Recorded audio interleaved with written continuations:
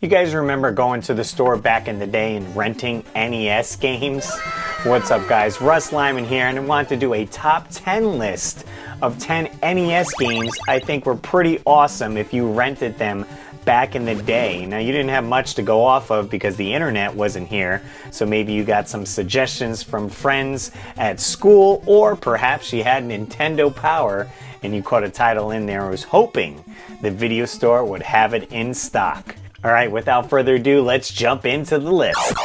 Now we have to start this list off with Metroid. This one is a classic for sure, and it having the password system allowing you to come back and pick up where you left off is key for a rental game for sure, because there's a lot to explore in this game. Taking place in space, and you're on the planet Zebes, searching around for power-ups. All sorts of power-ups you can get, which was awesome. And then just getting lost in the world. There are so many places for you to go. Maybe you had to get some graph paper to make yourself a map, or maybe you had Nintendo Power, so you had access to some maps to get you a little bit further. But definitely enjoyed this one, and it took a while to beat for sure. So for it being a rental, you got your 3 days worth of playing this game and trying to complete it. Certainly a classic, definitely check it out if you haven't already.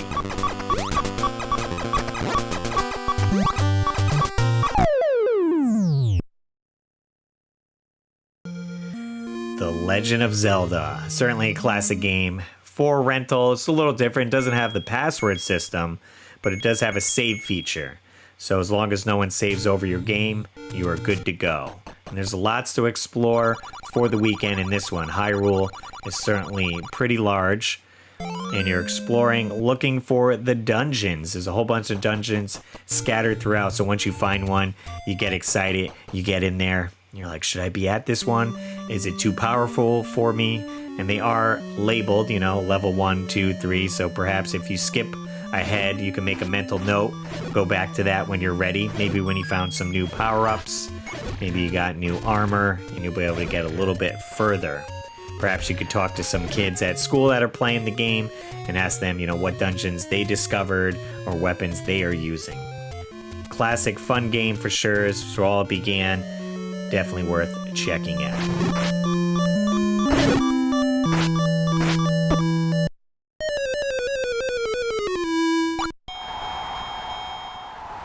Switching it up from adventure games to a sports game, we got Mike Tyson's Punch-Out. It's more like a sports rhythm game, essentially.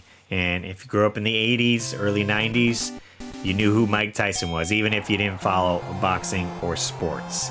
So I definitely had to rent this one back in the day, and it was great because, again, it has that password system. You could come back to where you left off, write down your password. If you're only able to beat a few guys, then this way you can pick up where you left off. And if you had Nintendo Power, they threw some passwords in there for you. So perhaps you can try your battle at Mike Tyson a little bit easier. Everyone knows the password, type it in, and you last about 10 seconds if you don't know what you're doing. Certainly a fun one. I had a great time playing this, even though, I'm not that big into sports. This one just holds a great place in most people's hearts. Mike Tyson Punch-Out for sure is a great rental.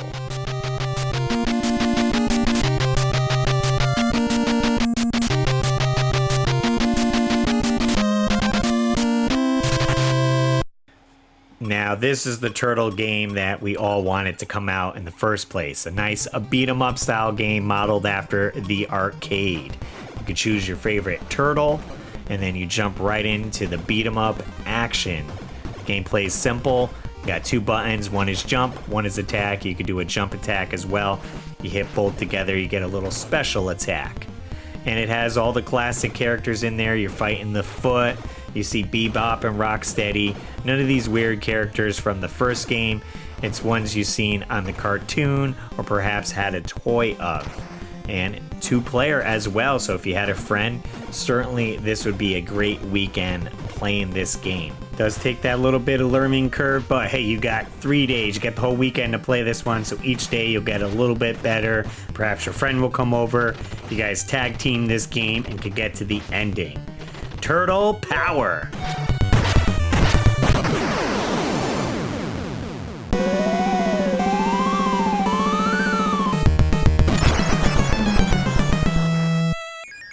Moving on to an awesome platformer game, Bobble.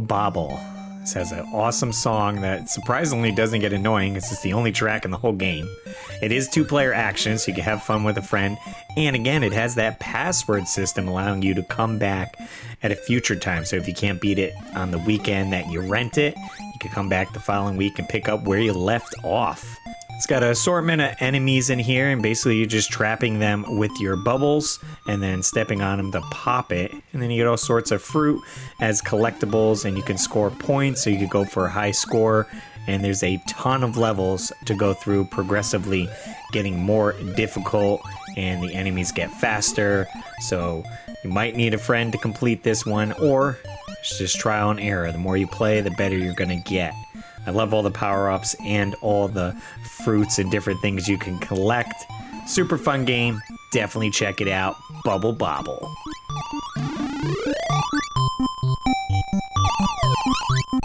And of course, you knew it was going to be on the list. Had to include a Mega Man game if we're talking rentals.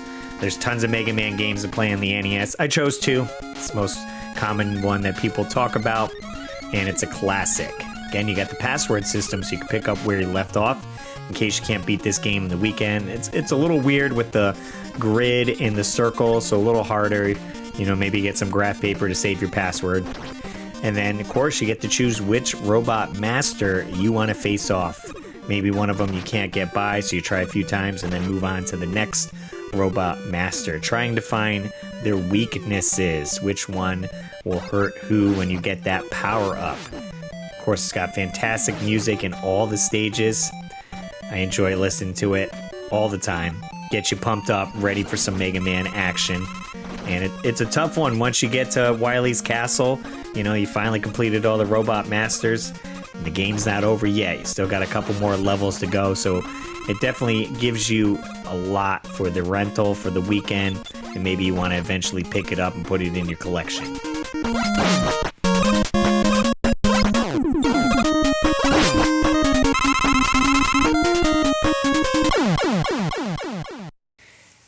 Castlevania, the first one. Classic Konami game. A little horror action, a little platformer.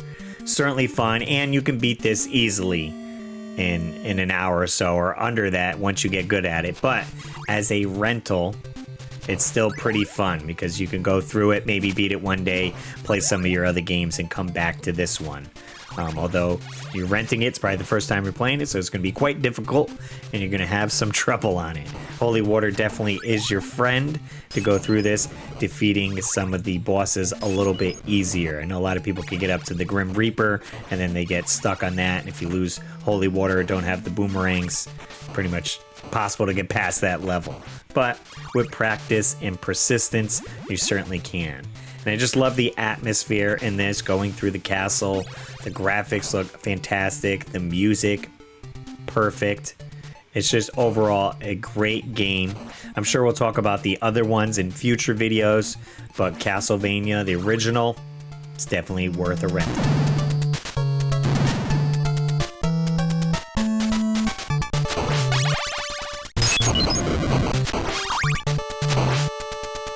Now, if you guys know me, I've talked about this game a ton. Jackal, another Konami classic. 2-player action at the same time, so grab your buddy and have some fun with this one. You're in a Jeep, and you get a little machine gun on top of the Jeep. You start off with grenades, but you can upgrade to missiles, and then a 4-way missile shot all the way at the end of the upgrade. But this has great, fun gameplay. Fantastic music as well. And once you get the hang of it, you could certainly run through this and beat this one fairly easily. Once it gets to the later levels, it does get pretty difficult, but once you practice, and you'll get a little bit better with it. I certainly enjoy playing this one. I wish they made a sequel, but they never did. So I just keep playing through this one and enjoying it. There's not a lot to not enjoy on this one here. Great music, great gameplay, graphics look good. It's a fun game all around.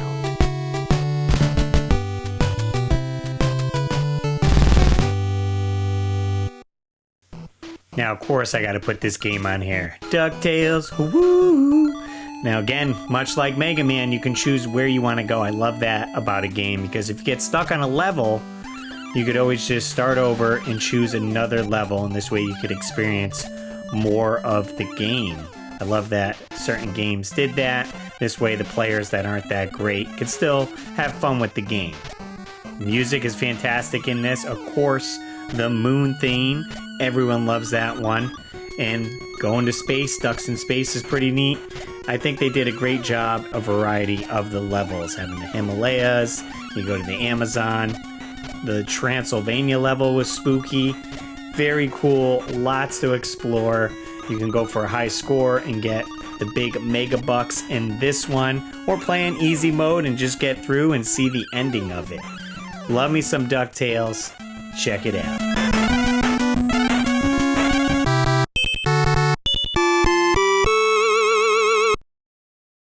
That's right, let's get dangerous. I wanted to put Darkwing Duck on this list for rentals. Certainly a fun one, kind of similar to Mega Man, where you can choose where you want to fight your enemies, and it has some platforming in it. They do add that you can grapple onto a lot of things, so it adds that extra mechanic, and the levels reflect that. They have a lot of platforming where you're hanging from hooks or jumping up through platforms, and I like this one a lot. I watched the cartoon a ton growing up, so I was like, great. Another awesome Disney property game. DuckTales was great. Darkwing Duck should be just as good. Capcom's not going to let you down, so. And guys, that was my top 10 list of NES games. I think you guys should definitely check out, probably rent it back in the day. If I missed any that would have made your list, be sure to leave it in the comments section down below, because I'll be excited to do a second part to this. We could probably do a whole series on it. And I got plenty more videos just like this coming up. And if you guys enjoy rental games, well, I have a new series where we take a look at box art and we read the back of the boxes to see if we would be convinced to rent this back in the day. You could check out the first episode right on screen there. Hopefully you guys enjoy it. There's going to be a lot more to come, so subscribe if you're not already. As always, guys, I'm RussLyman, and keep your world fun bit by bit. I'll see you next video.